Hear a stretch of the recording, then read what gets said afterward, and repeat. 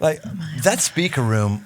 By the way, have you been to the speaker room in the last few days? No. I teach next week. There's something special in there. I'm not for even you. sure if I should tell her. You shouldn't tell her. Should I show a picture? Maybe. Yeah. Maybe I'll show you a picture. Okay. Because this reminds me, I was going to tell Dirt that. Oh my gosh.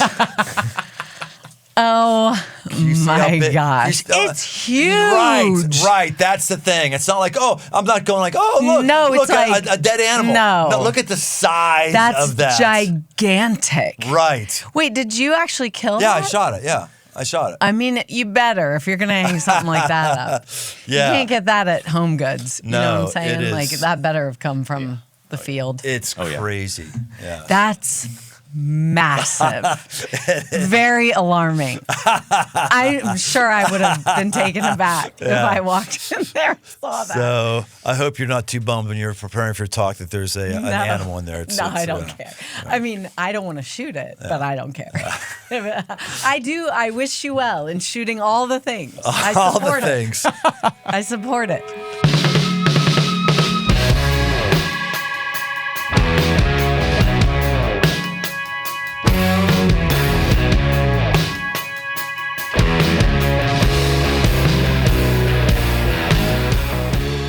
Welcome to the aggressive life. I've said it over and over again, but it's worth repeating.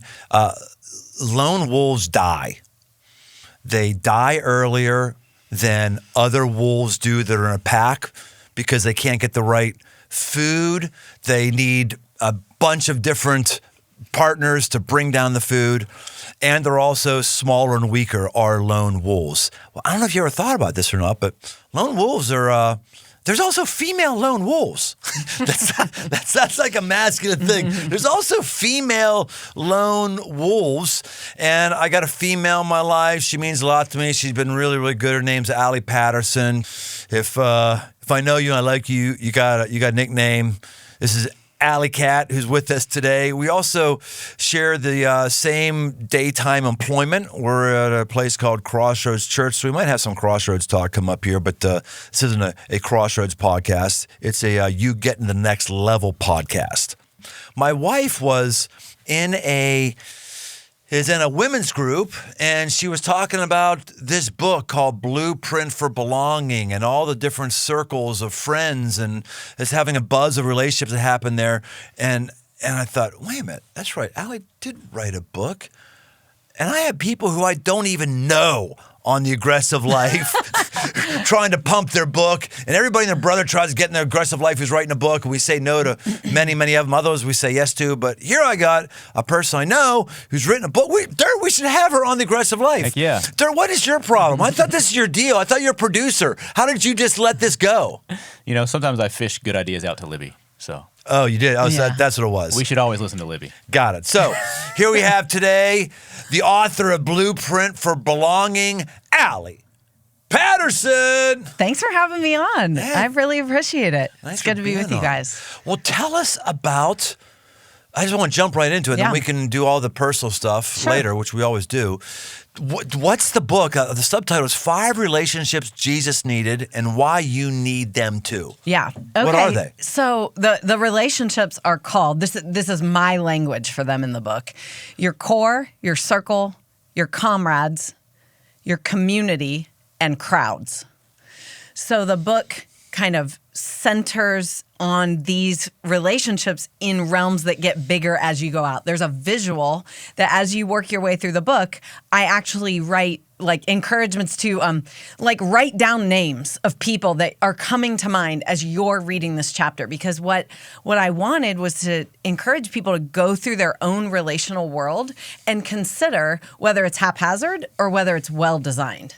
Because when I look at the life of Jesus, I see a design. And that's really where the book originated, was looking at his life and going, I think there's a relational design in his life that could help us. So What was there a sort of emotional start to the book? Like I know when I write a book, there's generally something that happens where I go, I got a lot to say about that. Was there anything that birthed this? Yeah, it was a combo. Yeah. So the first thing that happened was I had this reading plan. I read the Bible different ways. And this particular era, a couple of years ago, I was reading an excerpt from all 4 Gospels every single day.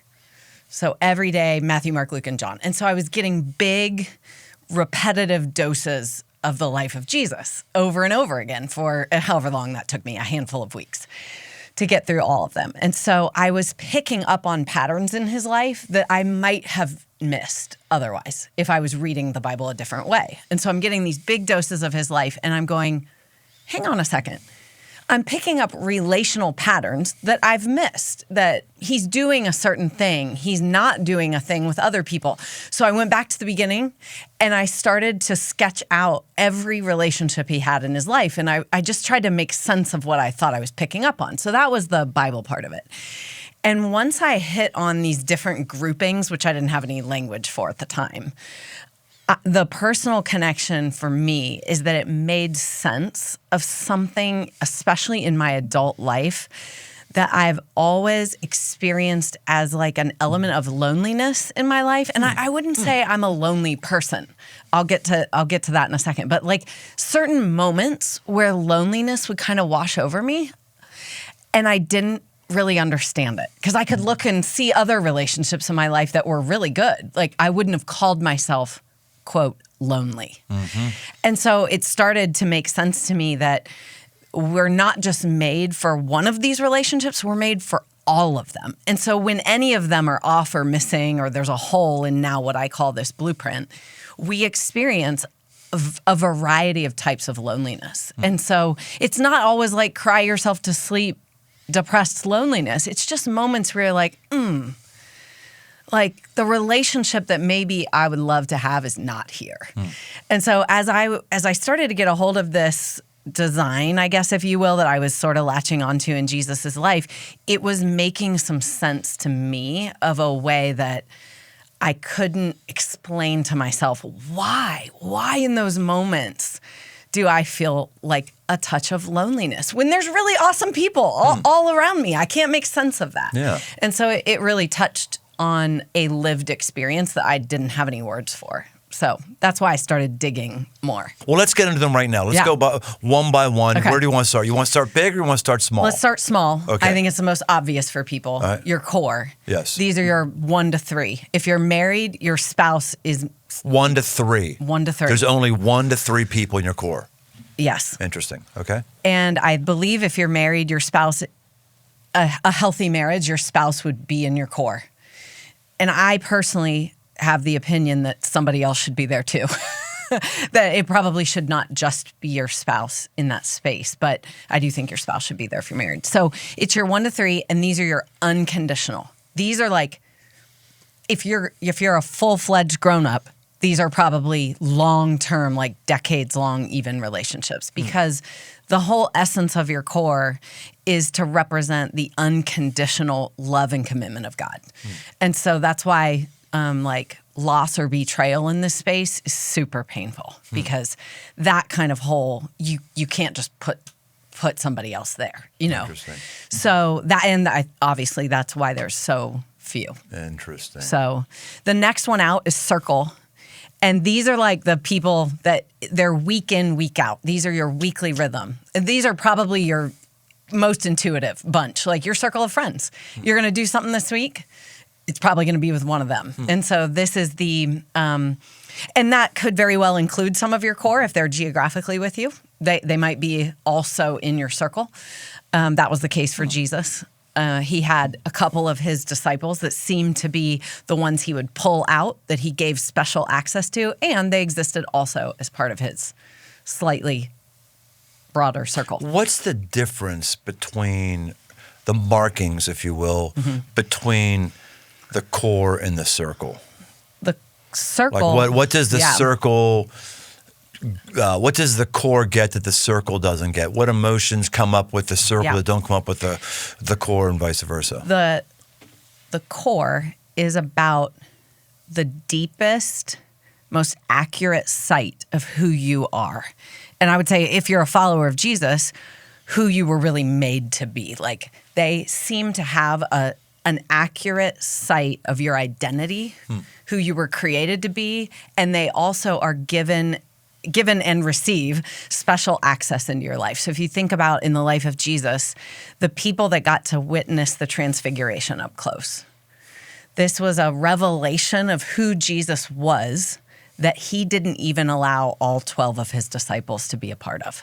Yeah. He gave a special revealing of himself to just 3 of them. So this is how I think about it in my own life. I think about some people, we use the language like, they just get me.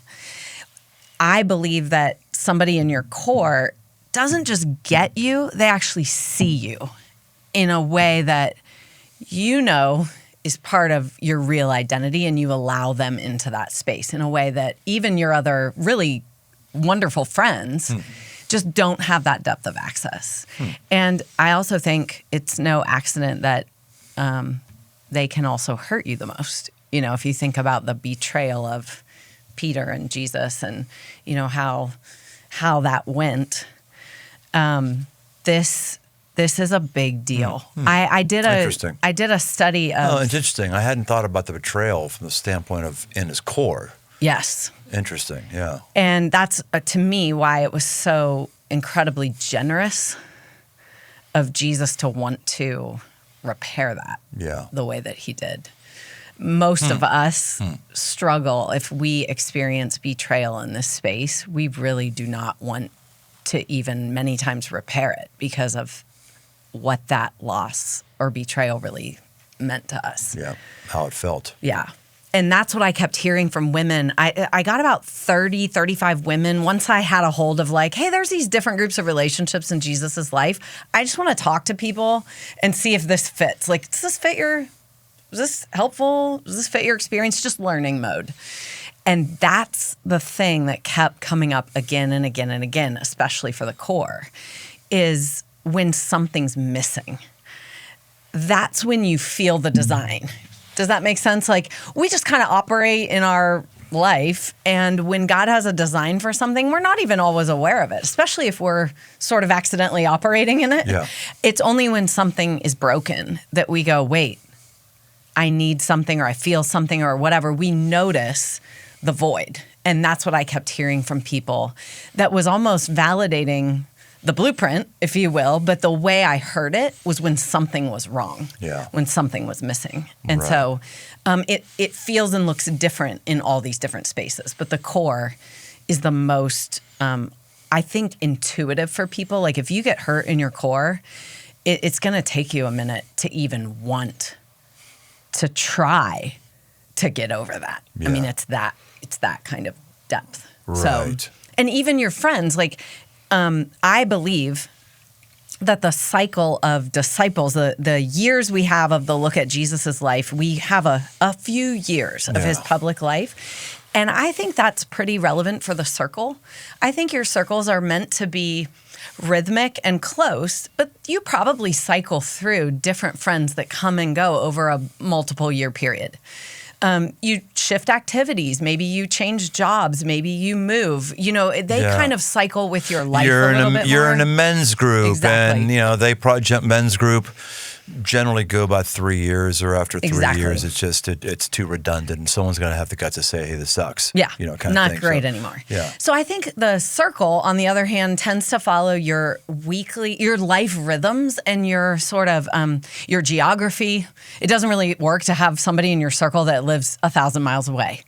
You need access in the circle. For the core, you can weather some distance there, right? Because these are lasting longer. They're about different things. In your circle, I'd say you're probably fooling yourself if you think you can maintain somebody in your circle that lives a long way away, because you need access. You're doing stuff. You're living life together. So it's obviously my wife is in my core, and I'm just trying to already place people there. I've got a number of male friends that I'm going, is that core or circle?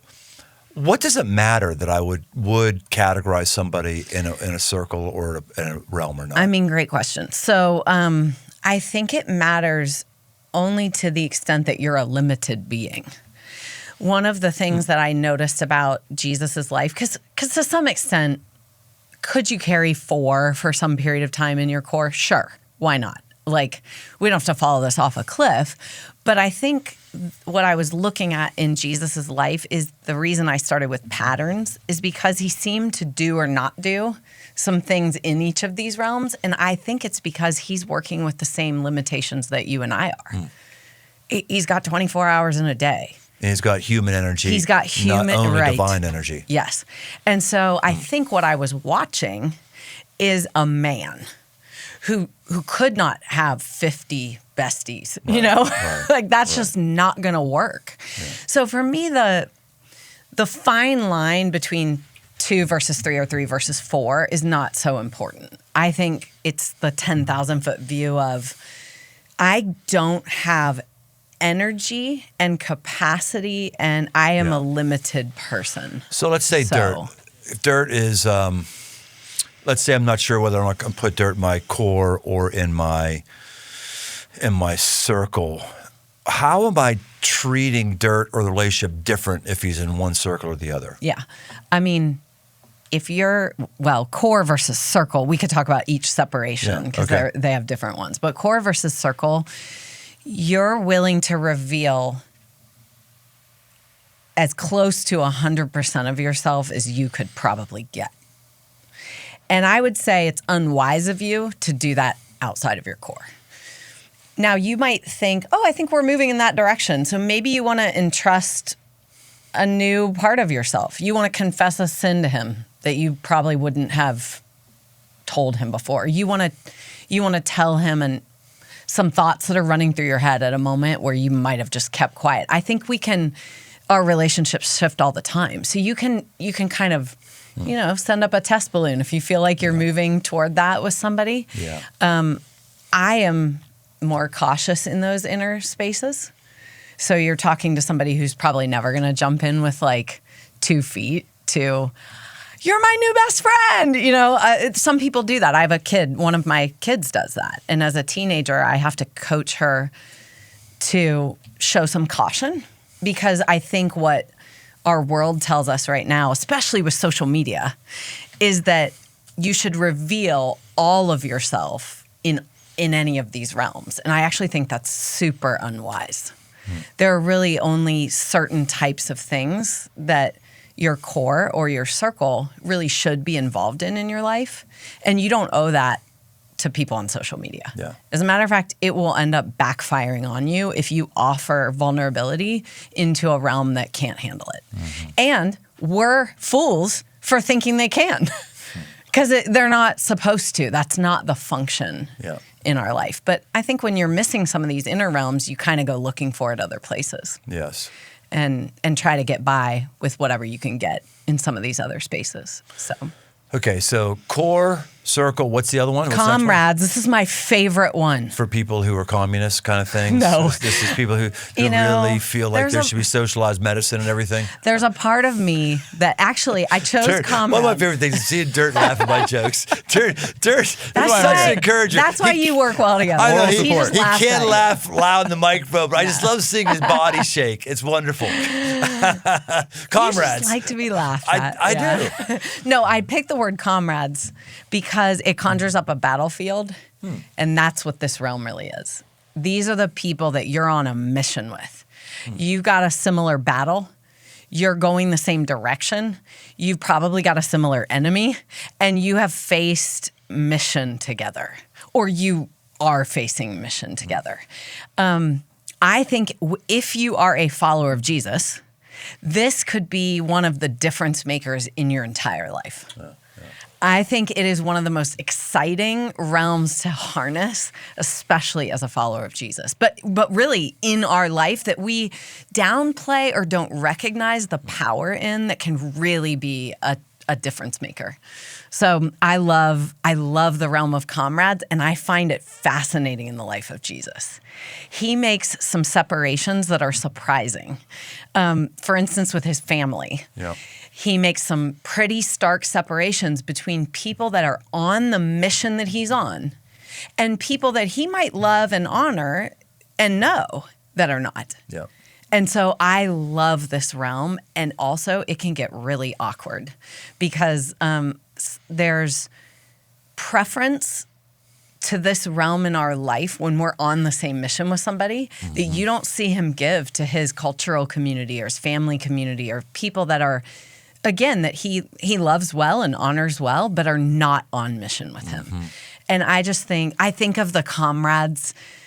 It's the most obvious one in my life where God has been able to walk people into my life at just the right moment. And I'm so encouraged about what I'm pursuing.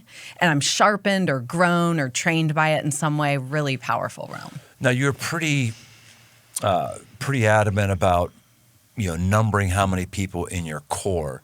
When it gets to comrade, are you going, I assume you're like into 72, because I would assume the comrades for Jesus were 72.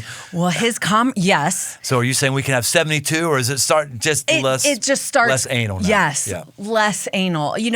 There's sociological research that actually backs up the life of Jesus, which I shouldn't be surprised about. But as I was doing research for the book, I don't think I really talk about this in the book. I might mention it briefly, but it's not a big thing in the book.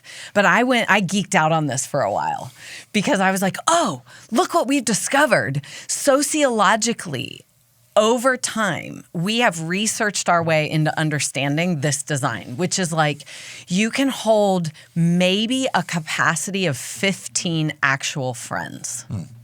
You can hold maybe another threshold lower of 5 that are truly intimate friends. So different research will call it different things, but they pick up on these thresholds that you're seeing in the life of Jesus. So once you hit comrades and beyond, you're really into whatever breadth of life you've lived, you keep picking people up along the way. So not that you're old, but you're going to have more, you're going to have discovered more comrades because you have lived more years. Yes. Same with community. Yeah. So if you're 20, you might just be getting a hold of what mission am I actually about in this season of my life, and who's coming alongside me in that season. And they will maybe drift out to your community as you sharpen your mission or you change your season, and you still love them. But as your mission becomes clearer, these comrades become even more powerful. So, if I look back in my past, correct me if I'm wrong here, my comrades include a text thread I'm on with a bunch of people I was training in student ministry with 40 years ago. My comrades include anybody who serves at man camp or couples camp that I see once a year. Yeah. Even though my comrades include Petey, Petey and Drew helped me rebuild my Jeep CJ7. Yeah. Always on. So it's that, and you're right. I got a lot of those. I've had a lot of things. Yes, and I would say, if you can articulate, this is the mission I'm on, maybe it's, I'm going to graduate from college. You can identify the people in your life that are helpful to that mission and the ones that are either neutral or actually harmful in some cases. Yeah. So if you can articulate a mission, you can find your comrades, and they can be so helpful. Yeah. And again, the whole point is not just put people in boxes. The point is to know, who should I be spending time and energy with right now in my life because I'm a limited person? And I think maybe what helped me with this book is I feel my relational limitations a lot. I don't know whether that's because I am more limited than somebody else. I just feel like a lot in my life I've come up against my relational limits. And I'm like, I don't know. Then what is my choice? You know what that is. What do you mean? You know why that is. Why? You've thought about this. Well, what are you thinking? I mean, I might have, but I don't know what you're thinking. You and I have jobs and personas where we're like chum in the water for people who want a friend. So, yes, and it's understandable. I said something I really regret. It was one of the stupidest things I ever said when I was preaching, and it was about it was probably 15 years ago. It just was stupid. Do you keep a list of those, by the way? Well, it's very short, so I don't know. it's on the Wait, it's one of the it's one of the stupid things I've done. It's just on one of those itty bitty notepads, you know. I only need one page. Tiny They're little just not, post-it yeah. note. Just remember this Now, one little stupid thing. If you ask me like yeah. stupid ass things other people do, then that's a massive big volume. list. You know, that goes on and on. I've had that hard bound. Yeah. Yeah. No, but Anyway, I you said some stupid thing. Yeah, I was really frustrated that people were putting a lot on me and wanted me to meet relational needs for them. Hey, can I buy you lunch? Hey, I'd love to buy you lunch. Like, you get to a place where you go, I could buy my own lunch. And I know this is relational complexity. Yeah. And I emoted too much from stage. I said, look, unless you ride motorcycles or you're an entrepreneur or you're in my family, you can't be my friend. I'm not taking any more applications for friendships because my friendship bucket is full. And what that told the church or many people in the church is, oh, Brian doesn't have time for me. Oh, he's too uppity up. Everyone wants to believe their pastor is there for them. I want to be there for all of them, but I was just emoting and drawing a line too much because I was just encroached on, and I just said some stuff that was hurtful. Yeah. I do want to be your friend. It just depends what kind of friend. What she says, you can't be in my core. Yeah. Or maybe you can't be in my circle. That's what this is so I know. helpful. So it's So stupid. helpful. It was stupid, right. And the thing that I have loved about being a part of our community here at Crossroads is I just use the word. It is a beautiful community of people. And the next realm on the blueprint is community. And it is like a network of people. I know you've had this experience. I've been across the country and met someone from Crossroads. I was on a cruise ship in the middle of the freaking ocean and met someone from Crossroads. The long arm of Crossroads. Yes. It's nuts. And what an incredible blessing if you know what you're dealing with. That is a network created by God. And it is incredibly beautiful. And the longer I've been here, the more I've appreciated what a community actually is. And Crossroads is a powerful, amazing community. And I think when I'm able to think about it in terms that... So it's comrades. You got a bunch of comrades you don't even know about at Crossroads. Well, or is that the community? I would say, well, there are certainly tons of comrades I have.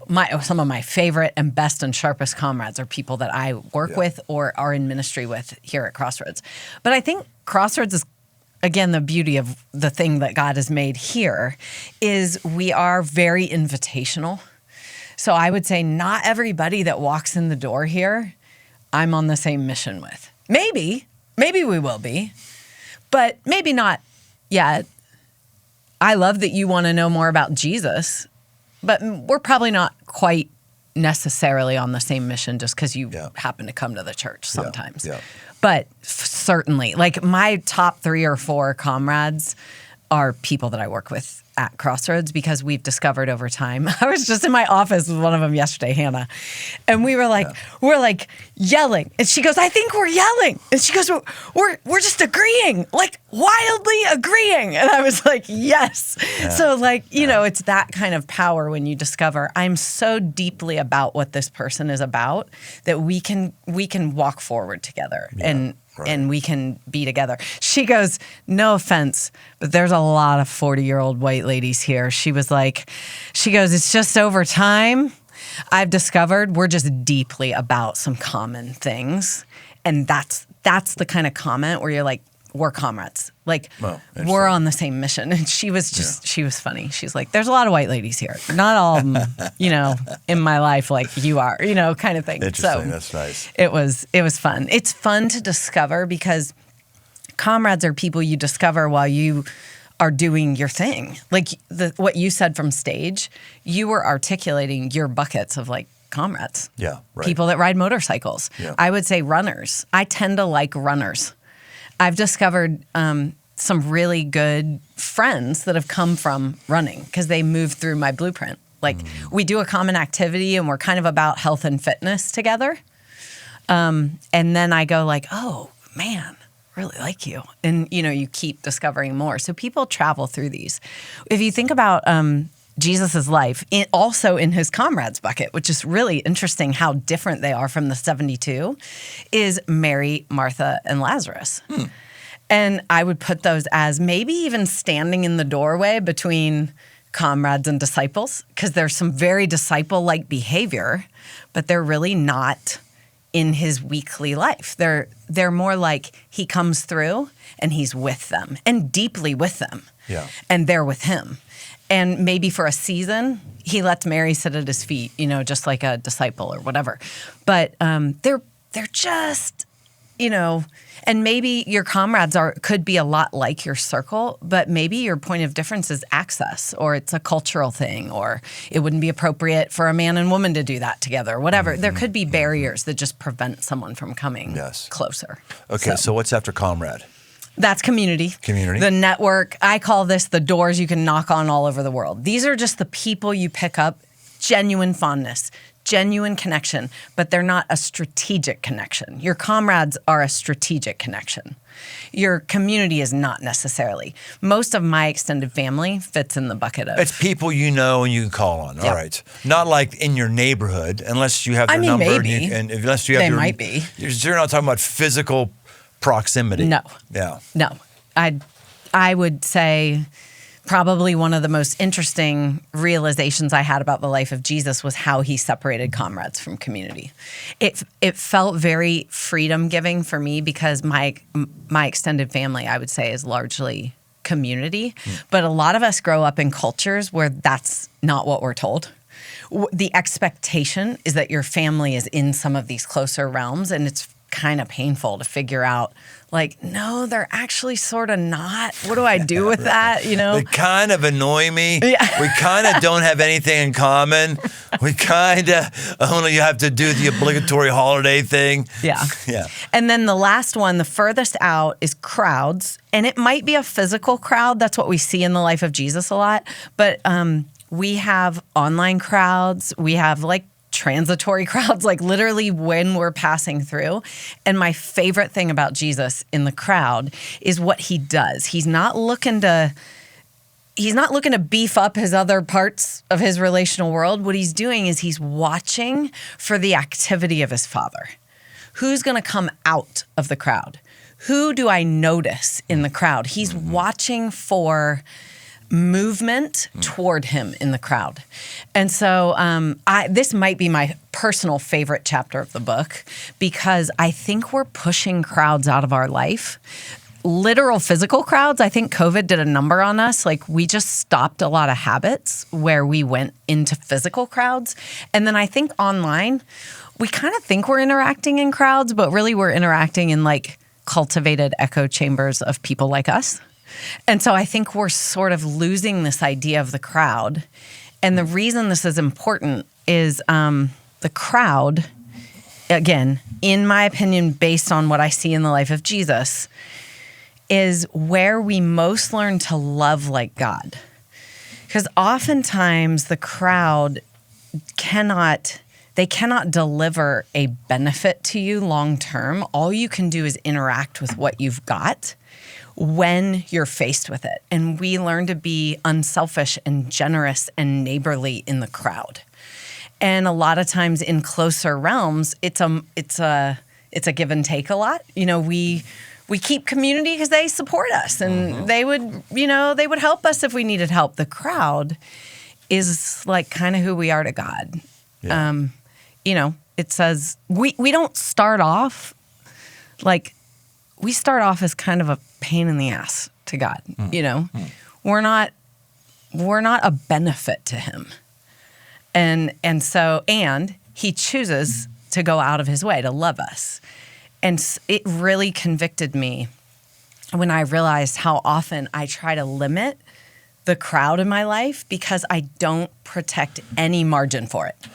If I go somewhere, I don't really want to interact with strangers because you're going to sidetrack my day. That is not the mindset of Jesus. Man, that's a really, really deep thought. I don't know if this is in your book or not. I've said before that very rarely do I read a book before The Aggressive Life. I thought you were just going to put a period there.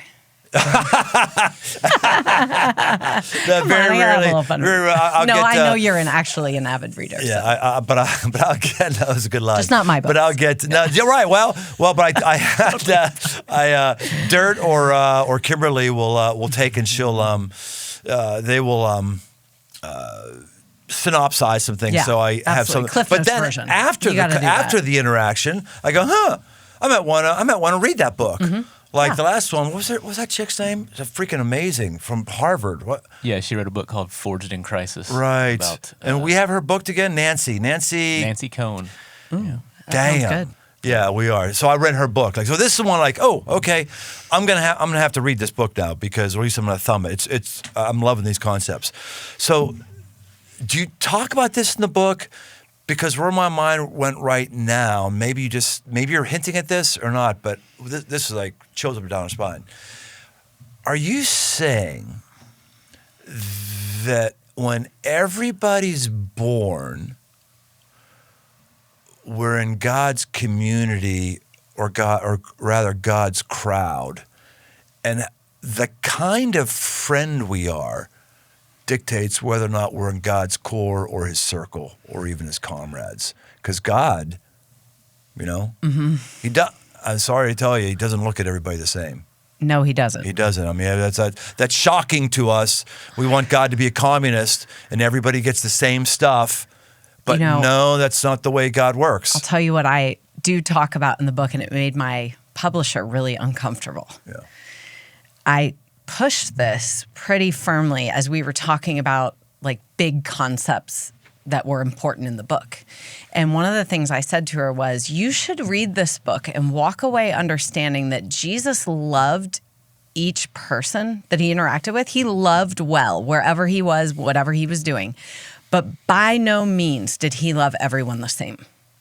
He did not and chose not and drew lines. And there were boundaries of how he loved in different realms of his life. Right. And he did not love everyone the same. And she was like, you cannot say that. You cannot lead with Jesus doesn't love everyone the same. That's the line that they were really freaked out about. Of course you can lead with that. That's what makes you want to read it. Right. Freaking book publishers, man. I'm telling you. And oh my gosh. That is a core. I didn't say it. The way you said it was really interesting. That was really intriguing. But I do believe that the way that God interacts with us when we first come to him is really similar to what he's watching to see. Are we about that for other people? Okay, we're going to go into theological weeds right now. The Aggressive Life is not necessarily a theological podcast, but I'm driven by theology. It's a core of where I am, and that's where you are. So let's just go in the weeds here a little bit, because this is really intriguing. I think about it. I think what would be really gross is having the conclusion that our acts merit the favor from God. Our acts cause God to love us. Our acts cause God to do X, Y, Z, because we know the core kind of the gospel is not. It's unmerited favor. That's what grace is. He had favor on us where we did anything like go on the cross. So I think we all know that, or we should know that. And that's what makes this so intriguing is we're not talking about God's love or compassion, love in terms of an emotional response or compassion. We're talking about who God brings closest to his will. Yes. We're talking about who it is that God goes, I need to bring you closer inside the circle because you're showing with your life you're on the same page as me. Yeah. That's not a lot of people. Right. That's not. I mean, Brian, when I now walk into, I'm not a Starbucks person, but my kids like to go there sometimes. I am now aware that my behavior in line at a Starbucks is sending God a message. Oh, right. Am I going to keep my face in my phone? Right. Am I going to ignore everyone around me? I'm going to avoid eye contact so that I can get out and get on my way as fast as I possibly can. Or am I going to say something else with how I'll behave? And the crowd is the best testing ground because they don't mean anything to you when you walk up. Right. You can just cut them right off and have a more efficient life, have a more productive life, have a less intrusive life, all of those things. And it is so convicting to me personally because I am a working mom with 4 kids and a husband that I want to love really well. And I already said I feel limited relationally. So the idea that I would walk in open to love someone I don't need to care about, holy crap. Right. That's a big deal. Right. And you're limited relationally because people are clamoring to have a relationship with you because, you're attractive, friend-looking material who people want to be around. So I think that when we think about that, someone's clamoring to have a friendship with me, we have to stiff arm because we have limited energy. But God the Father, Jesus says, "You are my friend if you do what I ask you to do." Right. Right? Yes. So if he has the capacity, God the Father has a capacity for friends. And what gets us close to the inner circle is whether or not we want to do what he's asked us to do. And very few people do that. My Denny Patton, who was on our podcast a while ago and he died a couple years ago now. He led me to Christ when I was in high school, and I wanted to be his friend. I wanted to be in his core. You know what that meant? I said, I need to do the things he does. I'm going to join his softball team. And I was on his softball team.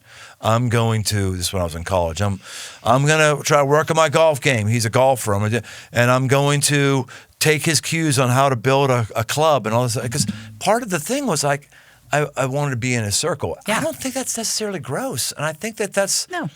Actually, I just gave a talk on this earlier to some of our community pastors and some others. I'm going to give you the exact address here because I have, as you know, I have bad memory, even down to. Does everyone know your nickname? Surely that's come up. I think it's probably. Go ahead, go for it. Go ahead. Yeah. I know your family calls you the goldfish. Yes. Because you don't remember anything. Correct. Right.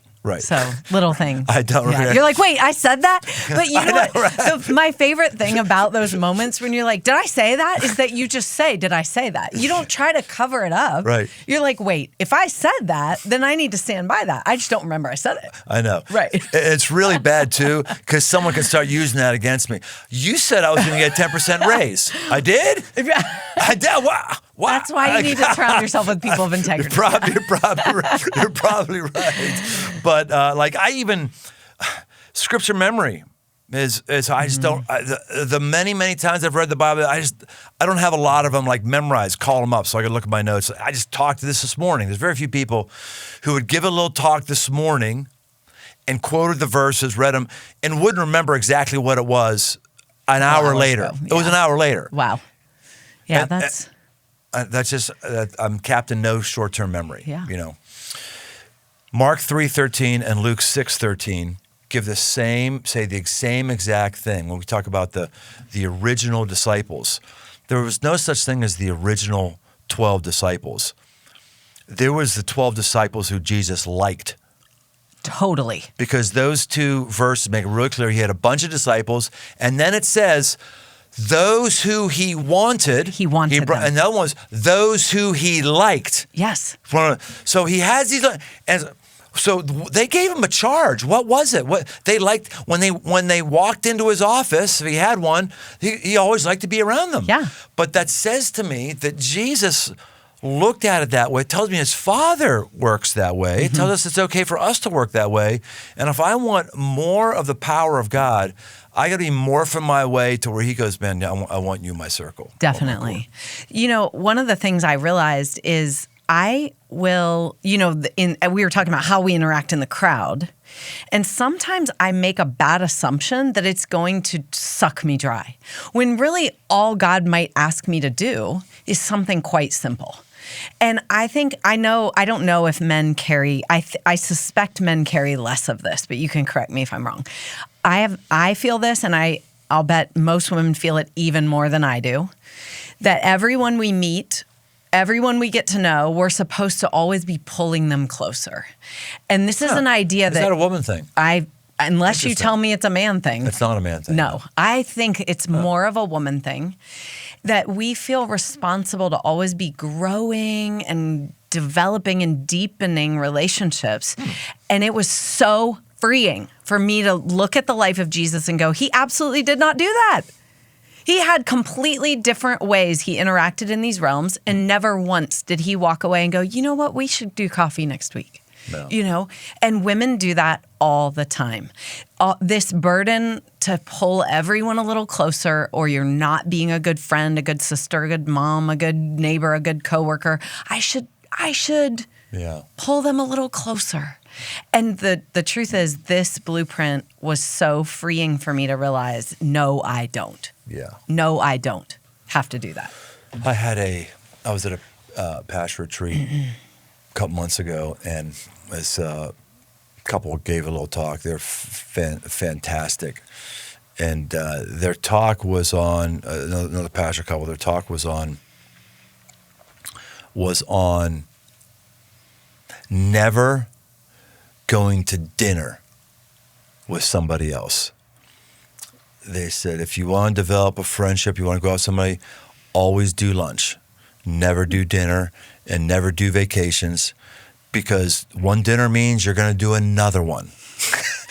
And one vacation means it's standard. You're going to do it again. Maybe you'll get there eventually, but don't start off with a dinner. Start off with a lunch, because lunch is just their lunches. They can stay where they are right there. That was pretty smart. That is interesting. To me, that's just like a smart boundary, which I tried to do all the way through the book and go like, okay, this is how Jesus interacted. What would this look like for us? Yeah. You know, what do these kinds of interactions, what would that feel like? And so I'm always pushing toward the practical, you know. I feel that years ago, I was on the forefront of pushing the loneliness conversation. I'm not in the forefront anymore. It's a very, very common thing. Loneliness, we're all recognizing that, it's a big deal. How do these 5 realms, these 5 circles, how do they cure loneliness? Or where does somebody go with this circle teaching to help cure their own loneliness? I think the very first thing is that this will help you to understand, what kind of loneliness am I feeling? Loneliness in a core is very different than loneliness in a community. You experience, we only have one word for it. But if you get a hold of this design of a relational world, you're going to locate a lot faster. Oh, I don't have any comrades. Oh, my circle is too thin. I just had this conversation with my son who's in college a couple weeks ago. He made a realization, I mean, not rocket science, most socializing in college revolves around drinking. And he was like, I need some more friends that are choosing to socialize differently, that don't just go out and get drunk at the bars all the time. So I use the language. Who get high, who sit around and, smoke a big fatty around the fire. Yeah. Some of those friends. And I said, your circle needs to include a different kind of person.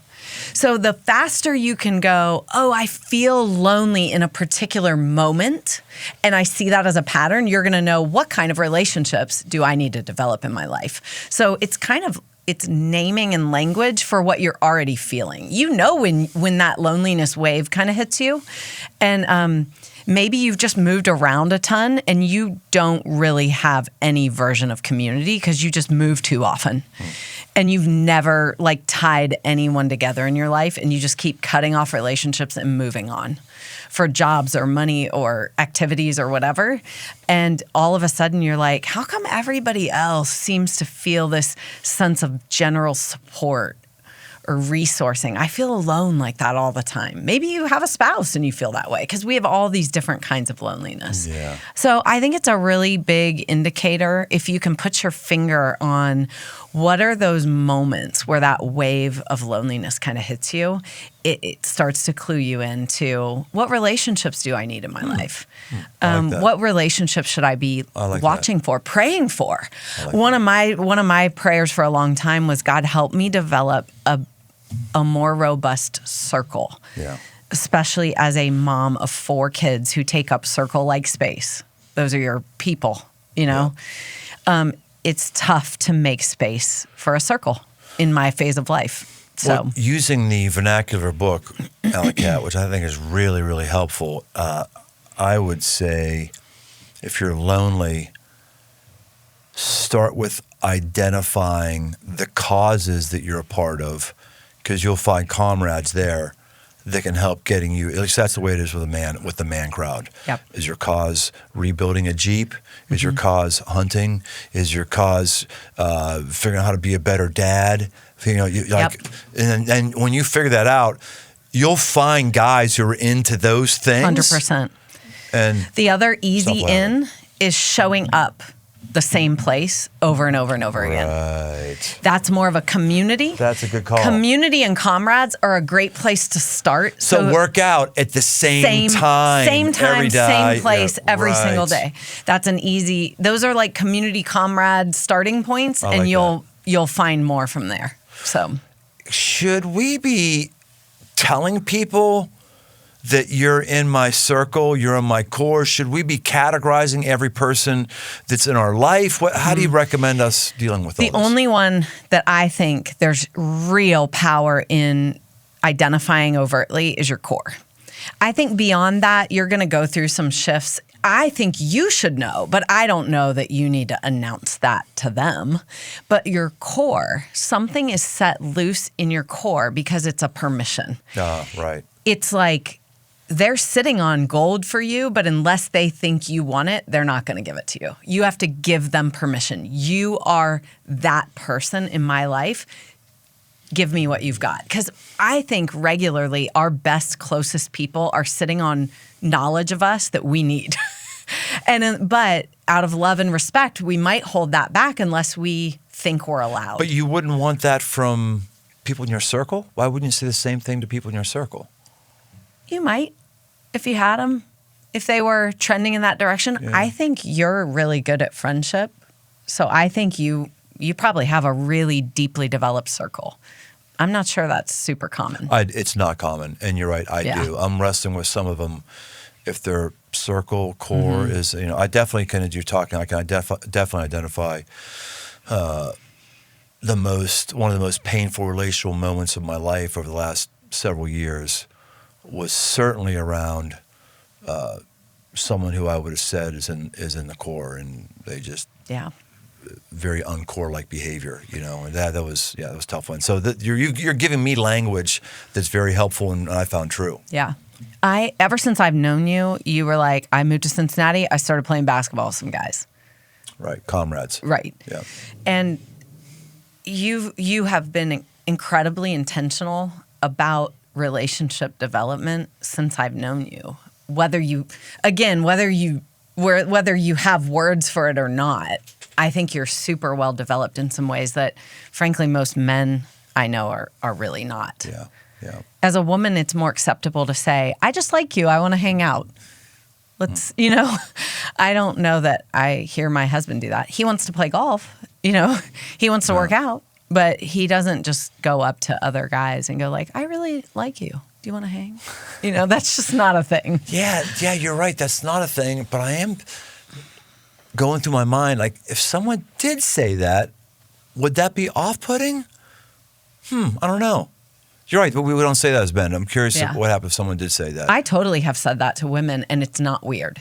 Yeah. I just like you. Yeah, and they take it as a compliment. Yeah, they do. They absolutely take it as a compliment. Yeah. But I sense that men, again, I think you're more developed relationally because you have always wanted male friendship in your life and understood the importance of it. Right. And I just don't think that's really normal. Right. Well, was it I understood it or that I craved it? I'm not sure what combination of it, but that's good. Yeah. Well, hey, the book is called Blueprint for Belonging.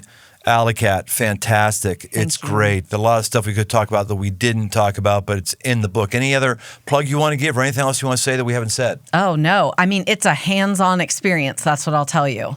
Get a pen because I want you to write in it. And I really think understanding the design matters. Now, men generally don't read books by women. Some people go, "That's horrible." I'm just telling you what the statistics Right. say. I'm just telling But you women what. read a lot more books in general. Correct. So. That was my second point. Men generally don't read books. Yeah. My second one. Yeah. But I'm getting the sense this isn't like a woman's book. This No. is just a book on friendship. So It definitely is. And the reality of selling books is I'm a woman. So there you go. But there's nothing in here that's necessarily for women. Yeah. So feel absolutely free. Well, Dirt and I are already angling for whatever the next book is. It's got to be appealing to women if we want a bestseller. It's like This is true. it's like trying to have a bestseller writing to somebody who really wants to read about calipers on a Jeep CJ7. Like that's such a small market. Very so you're small, talking about men tiny who want to percentage. read Yeah. the best man. All right, hey, where can people follow up with you or hear more of your stuff or anything? Yeah. Go to allipatterson.com. It's all there. Or you can find me on social media at the Alli Patterson. Alli Cat, this has been great. Hey, friends, again, it's called The Aggressive Life because we do things here. Do something here. Sit down with those concentric circles and put some names in there. Tell some people how important they are to you. Ask yourself if you're having core-like behavior for somebody else, even if you're not in their core, are you acting as if they might want you in their core? Hey, let's go out and live our lives, and I'll see you out there. We'll see you next time on The Aggressive Life.